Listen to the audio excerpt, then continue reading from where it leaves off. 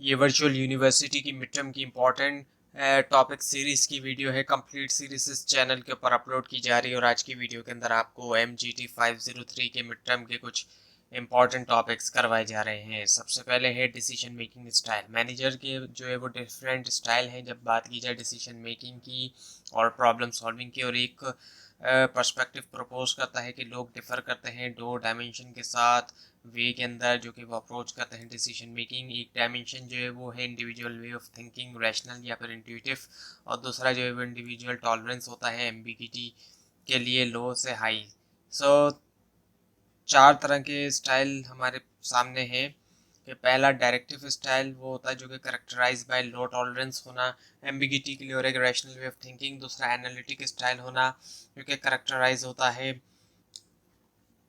High tolerance से और लो high tolerance होना एम्बिगिटी के लिए और रैशनल वे ऑफ थिंकिंग होना। तीसरा कॉन्सेप्चुअल स्टाइल जो कि करेक्टराइज होता है इंट्यूटिव वे ऑफ थिंकिंग से और हाई टॉलरेंस होना एम्बिगिटी के लिए। और चौथा जो है बिहेवियरल स्टाइल जो कि करेक्टराइज होता है लो टॉलरेंस फॉर एम्बिगिटी और एक intuitive way of thinking.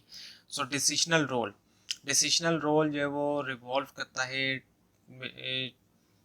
Making choices के अराउंड, और फोर डिसीजनल रोल में शामिल है entrepreneur, disturbance handler, resource allocator और negotiator.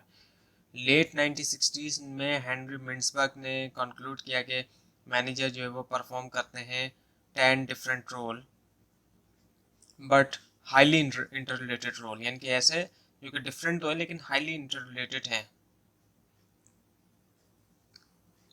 So follow up studies जो है मिन्सबर्ग रोल कैटेगरीज की डिफरेंट टाइप्स ऑफ ऑर्गेनाइजेशन में और डिफरेंट मैनेजरियल लेवल के ऊपर ऑर्गेनाइजेशन के अंदर उन्होंने जो है वो जनरली सपोर्ट किया नोशन जो है कि मैनेजर जो है वो परफॉर्म करते हैं सिमिलर रोल्स, जबकि ज़्यादा जो ट्रेडिशनल फंक्शन है वो इनवैलिडेट नहीं हो चुका। इनफैक्ट के जो फंक्शनल अप्रोच है वो स्टिल रिप्रेजेंट करती है मोस्ट यूजफुल वे क्लासिफाई करने का मैनेजर की जॉब। उसके बाद ये नॉन रैशनल मॉडल। सो जो नॉन रैशनल मॉडल है मैनेजरियल डिसीजन मेकिंग का सजेस्ट करता है कि जो इंफॉर्मेशन है गैदरिंग और जो प्रोसेसिंग है लिमिटेशन, इंफॉर्मेशन गैदरिंग और जो प्रोसेसिंग लिमिटेशन है वो उसको बनाती है डिफ़िकल्ट मैनेजर्स के लिए कि वो कर सकें optimal decision. Sacrificing model develop हुआ 1950s में। नोबेल प्राइज इकोनॉमिस्ट विनर थे उसके हर्बर्ट सीमन होल्ड करते हैं कि जो मैनेजर है वो सीख करता है अल्टरनेट ओनली जब वो फाइंड करता है कोई एक जो कि लगे सेटिस्फैक्ट्री, ना कि सीख करना ऑप्टिमल डिसीजन। बाउंडेड रैशनैलिटी का मतलब ये कि एबिलिटी होना मैनेजर की कि वो हो परफेक्टली रैशनल डिसीजन मेकिंग में, और लिमिटेड होता है वो ऐसे फैक्टर्स से जैसे कि कॉग्निटिव कैपेसिटी और time constraint. Actual decision making जो है वो परफेक्टली रैशनल नहीं है। क्योंकि उसके रीज़न ये है जैसे कि इनएडिकेट होना इन्फॉर्मेशन का, टाइम जो एक कॉस्ट फैक्टर है डिसीजन मेकर के खुद के परसेप्शंस या प्रीजुडिस है, लिमिटेड ह्यूमन मेमोरी है और limited human data processing ability है।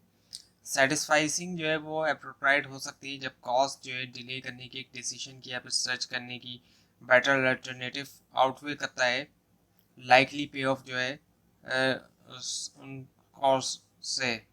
इंक्रीमेंटल मॉडल होल्ड करता है कि जो मैनेजर है वो करते हैं स्मॉलेस्ट रिस्पॉन्स पॉसिबल जो कि रिड्यूस करेगा प्रॉब्लम को एटलीस्ट एक टॉलरेबल लेवल पे। मैनेजर जो है वो कर सकते हैं डिसीजन बगैर प्रोसेस किए हुए ग्रेट डील जो है इन्फॉर्मेशन की।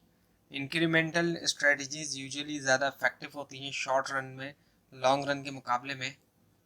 और जो गार्बेज कैन मॉडल है डिसीजन मेकिंग का होल्ड करता है कि जो मैनेजर जो है वो बिहेव करते हैं वर्चुअली एक रैंडम पैटर्न में बनाने में नॉन प्रोग्राम डिसीजन, और फैक्टर जो कि डिटरमाइन करते हैं decision include the particular individual जो कि इन्वॉल्व हैं डिसीजन में, उनके इंटरेस्ट और जो फेवरेट सोल्यूशन है प्रॉब्लम के, और इसी के साथ साथ कोई भी अपॉर्चुनिटी दे स्टम्बल अपॉन। और गार्बेज कैन अप्रोच जो है वो अक्सर यूज़ होती है एब्सेंस में सॉलिड स्ट्रेटजिक मैनेजमेंट की और उससे कई सारी प्रॉब्लम आ सकती हैं। So now the group decision making, decision जो है तमाम लेवल के ऊपर ऑर्गेनाइजेशन में फ्रीक्वेंटली करते हैं groups. So group decision making के कई सारे फ़ायदे और नुकसान होते हैं इंडिविजुअल डिसीजन मेकिंग के ऊपर। सो कुछ एडवांटेजेस जो है उसमें शामिल हैं, ग्रुप से ज़्यादा डाइवर्स इंफॉर्मेशन होती है, नॉलेज होती है उस क्वेश्चंस के लिए जो अंडर कंसिडरेशन हो, और एक इंक्रीज नंबर ऑफ अल्टरनेटिव, यानी जो नंबर में इजाफा होता है अल्टरनेटिव में, और ग्रेटर अंडरस्टैंडिंग और एक्सेप्टेंस होती है फाइनल डिसीजन की। मेंबर जो है वो डेवलप करते हैं नॉलेज और स्किल जो है फ्यूचर यूज़ के लिए। ग्रुप डिसीजन मेकिंग के कई सारे नुकसान भी हैं। सो ग्रुप डिसीजन मेकिंग ज़्यादा टाइम लेती है, डिसएग्रीमेंट से डिले होता है डिसीजन, क्योंकि लोग जो है वो एग्री नहीं कर सकते, हर कोई एग्री नहीं करता है। जो भी डिसीजन हो ज़रूरी नहीं है उस पर सब तमाम लोग एग्री हो जाएं, और अगर हो भी तो उसमें काफ़ी टाइम लग सकता है। डिसीजन जो है वो डोमिनेट कर सकते हैं कोई एक शख्स भी, या फिर फ्यू मेंबर। ये भी हो सकता है कि डिसीजन जो है वो जो लिया जा रहा है उसमें किसी एक शख्स की मर्जी चल रही है या चंद लोगों की। सो ग्रुप थिंक जो है वो टेंडेंसी होती है कोहेसिव ग्रुप में। So now the division of labour, division of labour क्या होता है, ब्रेक डाउन कर देना जॉब को नैरो और रेपिटेटिव टास्क में। सो फिर जो टास्क होंगे वो रेपिटेटिव होंगे, दोबारा यानी कि रिपीट होने वाले। सो पिन मैन्युफैक्चरिंग इंडस्ट्री को एज एन एग्जांपल लेते हुए स्मिथ ने क्लेम किया कि 10 इंडिविजुअल, हर कोई जो कि स्पेशलाइज टास्क कर रहा है वो प्रोड्यूस कर सकता है 48,000 पिन्स अ डे, जबकि हर पर्सन अगर वर्क करे सेपरेटली और परफॉर्म करे हर टास्क, सो प्रोड्यूस कर सकेंगे इवन सिर्फ कितनी 10 पिन साढ़े। सो एक बहुत बड़ा डिफरेंस यहाँ पे आ रहा है जो एग्जाम्पल में दिया गया है कि अगर स्पेशलाइजेशन हो तो किस हद तक प्रोडक्शन जो है वो ज़्यादा हो सकेगी। सो मैनेजर्स को जो स्किल्स की ज़रूरत होती है वो 3 तरह की स्किल्स की ज़रूरत होती है परफॉर्म करने के लिए ड्यूटीज़ और एक्टिविटीज़। सो पहला है technical skill. So technical skills वो स्किल्स होते हैं जो कि रिफ्लेक्ट करते हैं अंडरस्टैंडिंग भी और प्रोफिशिएंसी होना स्पेशलाइज स्किल, स्पेशलाइज फील्ड। इनमें टेक्निकल स्किल में नॉर्मली उस तरह की चीज़ें शामिल होती हैं जिसमें एक तरह से हाथों का इस्तेमाल किया जाता है काम करने के लिए, कोई भी काम करने के लिए। सो इसमें जो है वो शामिल है नॉलेज और प्रोफिशिएंसी होना सर्टेन स्पेशलाइज फील्ड में, जैसे कि इंजीनियरिंग के अंदर भी टेक्निकल स्किल होते हैं, जो इंजीनियर्स होते हैं वो काम करते हैं नॉर्मली। जो है वो इंटेलेक्चुअल वर्क तो होता है, लेकिन उससे ज़्यादा उनका जो वर्क होता है वो ऐसा वर्क होता है जिसमें उनका हैंड का यूज़ होता है, वो टूल्स का यूज़ कर रहे होते हैं। इसके अलावा कंप्यूटर पे जो लोग काम करते हैं, अकाउंटेंट्स वगैरह या मैन्युफैक्चरिंग वगैरह, तो ये तमाम जो है टेक्निकल स्किल्स में आ जाते हैं। सो ये जो है बहुत इंपॉर्टेंट होते हैं ये तमाम स्किल्स जो लो लेवल होती है मैनेजमेंट की वहाँ पर। इसके अलावा ह्यूमन स्किल्स होते हैं जो कि मिडिल में आते हैं, मिडिल मैनेजर के लिए भी होते हैं ज़्यादा तौर पे। सो एसोसिएट होते हैं मैनेजर की एबिलिटी के साथ कि वो अच्छी तरह काम कर सके दोनों के साथ, as a member of group भी और एज अ लीडर भी, जो कि कर सके चीज़ें दूसरों के ज़रिए, क्योंकि मैनेजर जो है वो डायरेक्टली डील करता है लोगों के साथ, और ये स्किल क्रूशल है।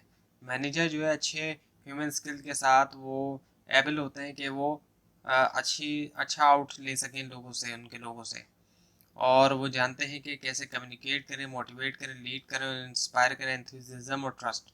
और ये इक्वली इम्पॉर्टेंट भी है ये स्किल तमाम जो लेवल्स हैं मैनेजमेंट की। कॉन्सेप्चुअल स्किल्स हैं, स्किल्स जो कि रिलेट करते हैं एबिलिटी के विजुअलाइज करें ऑर्गेनाइजेशन को as a whole, this concern inter relationship जो है ऑर्गेनाइजेशनल पार्ट्स के दरमियान, और अंडरस्टैंड करना कि ऑर्गेनाइजेशन कैसे फिट होती है वाइडर कॉन्टेक्स्ट में इंडस्ट्री के, कम्युनिटी के और वर्ल्ड के। कॉन्सेप्चुअल स्किल्स जो है वो स्किल्स मैनेजर होते हैं उनका, यानी कि ऐसे स्किल्स होना मैनेजर के पास कि वो थिंक कर सकें और कॉन्सेप्चुअलाइज कर सकें एब्स्ट्रैक्ट और कॉम्प्लेक्स सिचुएशन को। और ये स्किल्स यूज़ करते हुए मैनेजर को लाजमी जो है वो देखना चाहिए ऑर्गेनाइजेशन को एज अ होल, अंडरस्टैंड कर रिलेशनशिप बहुत से सब यूनिट्स के दरमियान और विजुलाइज करें कि कैसे ऑर्गेनाइजेशन फिट होती है ब्रॉडर एनवायरनमेंट में। सो ये जो स्किल है एक्चुअली ये टॉप लेवल की मैनेजमेंट का स्किल है। उसके बाद है फिर अथॉरिटी। सो मैनेजर को लाजमी एबल होना चाहिए कि वो ऑर्डर दे सके। अथॉरिटी जो है वो देती है उनको ये राइट उनको अथॉरिटी देती है।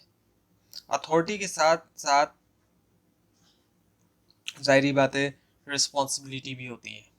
जब अथॉरिटी मिलती है तो रिस्पॉन्सिबिलिटी भी आती है। तो ये थी आज की वीडियो। आपको अगर इस बारे में कोई क्वेश्चन है, खासतौर पे इसमें कोई मिस्टेक दिखाई दे ज़रूर हाईलाइट कीजिए, और इस पूरी सीरीज़ को देखने के लिए इस चैनल को सब्सक्राइब कीजिए, बेल आइकन के ऊपर क्लिक कीजिए। Thanks for watching this video and best of luck for your exams.